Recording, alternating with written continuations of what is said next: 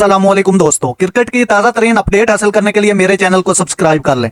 Leg spinner Usama Mir और जमान खान को दौरा आयरलैंड और इंग्लैंड के खिलाफ सीरीज से बाहर करने पर साबिक क्रिकेटर बासित अली भी भड़क उठे।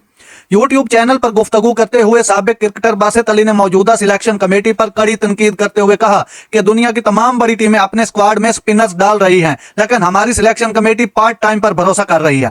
न्यूजीलैंड के खिलाफ सीरीज में उसामा मीर ने अहम मौकों पर विकेटें लेकर दी, जबकि सिलेक्शन कमेटी ने टीम में 3 विकेट कीपर भी डाल दिए। मोहम्मद रिजवान, आजम खान और उस्मान खान की शक्ल में किस सोच के साथ स्क्वाड मुंतखब किया गया है, समझ से बाहर है। बासित अली ने कहा कि हसन अली की स्क्वाड में वापसी पर सवाल उठाते हुए कहा, मुझे कोई बता दे कि किस बुनियाद पर फास्ट बॉलर को लाया गया है। वेस्ट इंडीज और अमेरिका में मेगा इवेंट से लेकिन स्क्वाड में फास्ट बॉलर 6 शामिल किए गए हैं। उन्होंने कहा, आगा सलमान को परफॉर्मेंस की बुनियाद पर शामिल किया, जो बिल्कुल दुरुस्त है, लेकिन मुझे समझाएं कि उनकी जगह किसको बिठाया जाएगा, उस्मान खान या इरफान नियाजी। बासित अली ने कहा, हसन अली ने 2 साल पहले आखिरी T20 इंटरनेशनल मैच खेला था, टीम में दोस्तियां निभाई जा रही हैं। नाजरीन, ऐसी बर वक्त खबरें सुनने के लिए मेरे चैनल को सब्सक्राइब कर लें। अल्लाह हाफिज।